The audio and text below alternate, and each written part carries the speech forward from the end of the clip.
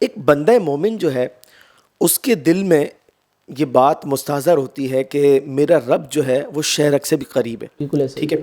اور وہ اللہ تبارک و تعالیٰ کے علم اور اس کی قدرت کے بارے میں یہ عقیدہ رکھتا ہے، حتیٰ کہ اگر دل میں کوئی خیال بھی آتا ہے تو ساتھ میں ایک گوشے میں یہ بات بھی ہوتی ہے کہ رب تبارک و تعالیٰ جو میرا خالق ہے وہ اس کو بھی جانتا ہے. بالکل. لیکن جس طریقے سے ہماری گفتگو چل رہی ہے کہ معاشرے میں کچھ لوگ ایسے بھی آئے کہ جناب انہوں نے خدا کے وجود کا ہی انکار کر دیا باوجود قدرت کا عظیم الشان نظام دیکھتے ہوئے. ٹھیک ہے نا. اچھا، ان کی طرف سے ایک سوال یہ مطلب کیا جاتا ہے کہ خدا کہاں ہے؟ صحیح. حالانکہ ایمان والوں کی شان تو یہ ہے کہ وہ غیب پر ایمان رکھتے ہیں. بالکل. ٹھیک ہے. اور جناب ان کو جو ہے وہ سامنے چاہیے اپنی عقل کے مطابق خدا کہ ہم اس سے بات کریں، اسے دیکھیں. تو کیا ہمارے اکابرین سے بھی کوئی اس طرح کا سوال ملتا ہے کہ ان سے یہ پوچھا گیا ہو کہ جناب خدا کہاں ہے؟ جی بالکل، آپ نے درست کہا کہ بسا اوقات لوگ ایسے عجیب و غریب سوال کرتے ہوئے بھی پائے جاتے ہیں کہ خدا کہاں ہے. حالانکہ دیکھا جائے تو یہ سوال درست نہیں ہے. بالکل ایسا ہی اس طرح کا سوال بنتا نہیں ہے. لیکن میں آپ کو ایک حکایت سناتا ہوں. ایک علامہ صاحب کی خدمت میں، ایک صاحب علم کی خدمت میں ایک ملحد پروفیسر آیا. اچھا. اور اس نے بھی آ کر یہی سوال کیا کہ آپ خدا خدا کرتے ہیں، خدا کا اتنا نام لیتے ہیں، خدا کہاں ہے؟ تو علامہ صاحب نے اسے دیگر موضوعات پر گفتگو میں مشغول کیا اور بات کو بدل دیا، رخ بدل دیا جواب دینے کے بجائے. جب تھوڑی دیر گزری، کھانا وغیرہ کھایا گیا، تو علامہ صاحب نے اس پروفیسر سے ایک سوال کیا. کہا آپ کی والدہ زندہ ہے؟ تو اس نے کہا جی میری والدہ حیات ہیں، زندہ ہیں. تو کہا کہ آپ کی والدہ ہمیشہ سچ کہتی ہیں یا کبھی کبھی جھوٹ بھی کہتی ہیں؟ اچھا. وہ جیسا کہ عمومی طور پہ حال ہوتا ہے، انسان کبھی سچ بھی کہتا ہے، کبھی جھوٹ بھی کہتا ہے. ایسا ہی. تو وہ پروفیسر کہنے لگا کہ میری والدہ کہتی تو سچ ہے لیکن کبھی کبھی جھوٹ بھی کہہ دیتی ہے. ٹھیک ہے. اچھا، یہ اس نے سچ بولا. اس نے سچ بولا. ٹھیک ہے. تو علامہ صاحب نے دوسرا سوال کیا، آپ کے والد صاحب زندہ ہیں؟ تو کہا کہ جی میرے والد صاحب بھی زندہ ہیں. تو کہا کہ آپ کو قطعی یقین ہے کہ وہ آپ کے والد ہیں؟ تو کہا کہ بالکل میں یقین کے ساتھ کہتا ہوں میرے والد ہیں. تو کہا کہ اس کی دلیل کیا ہے؟ کہا میری والدہ نے کہا ہے. تو کہا کہ والدہ کے کہنے پر آپ نے یقین کر لیا کہ یہ آپ کے والد ہیں، صرف والدہ کے کہنے پر. اور والدہ آپ کی کبھی کبھی جھوٹ بھی کہتی ہیں، یہ آپ تسلیم بھی کر رہے ہیں. تو ایسی عورت کہ جو کبھی جھوٹ بھی کہتی ہے کبھی سچ کہتی ہے، اس کے خبر پر آپ کو اتنا یقین ہے کہ آپ یقین کے ساتھ کہتے ہیں کہ فلاں شخص میرا والد ہے. تو ایسے شخص کی خبر پر کہ جسے اس کے دشمن بھی، جنہیں ان کے دشمن بھی سعدی کو امین کہتے ہیں. سبحان اللہ. آپ دیکھیں نا کہ رسول اللہ صلی اللہ تعالی علیہ وسلم سے جو انکار کرنے والے تھے آپ کی دعوت کا، تو انہوں نے کتنی کوشش کی کہ آپ کی ذات کے اندر کوئی خرابی، کوئی عیب تلاش کر لیں.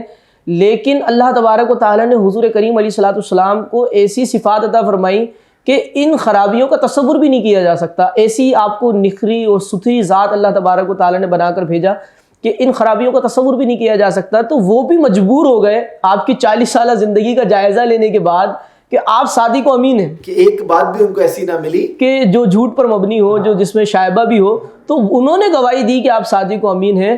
تو علامہ صاحب نے کہا کہ جب آپ نے اپنی والدہ کی خبر پر جو کبھی جھوٹ بھی کہتی ہیں اتنا یقین کر لیا، تو ہم اپنے آقا و مولا صلی اللہ تعالی علیہ وسلم کی خبر پر کہ جنہوں نے کبھی جھوٹ نہیں کہا، جن کے دشمنوں نے بھی ان کے صادق و امین ہونے کی گواہی دی، ہم کیوں نہ خدا کے وجود کا جو ہے اقرار کریں، خدا کے وجود کو تسلیم کریں. تو وہ پروفیسر جو ہے وہ بڑا متاثر ہوا، کیونکہ یہ ایک ایسی بات ہے کہ جو اس کی عقل کو جا کر لگی اور اس کو ادراک ہوا کہ اللہ تبارک و تعالیٰ کے وجود پر جہاں دیگر دلائل ہیں، وہاں ایک عقلی دلیل یہ بھی ہے کہ ہمارے نبی صلی اللہ تعالیٰ علیہ وسلم نے جتنی خبریں دی ہیں وہ سچ پر مبنی ہیں، اور نبی کریم علیہ السلام کی خبر پر ہم نے اللہ تبارک و تعالیٰ کے وجود کو تسلیم کیا ہے. اچھا علامہ صاحب، میں یہاں پر ایک بات یہ ایڈ کرنا چاہوں گا کہ جب اس پروفیسر کے اپنے نسب کی بات آئی نا تو اس کو جلدی سمجھ میں آیا. سمجھ میں آ گئی. وجہ یہ ہے کہ یہ تو بات ظاہر اور باہر ہے کہ جناب رسول اللہ صلی اللہ علیہ وسلم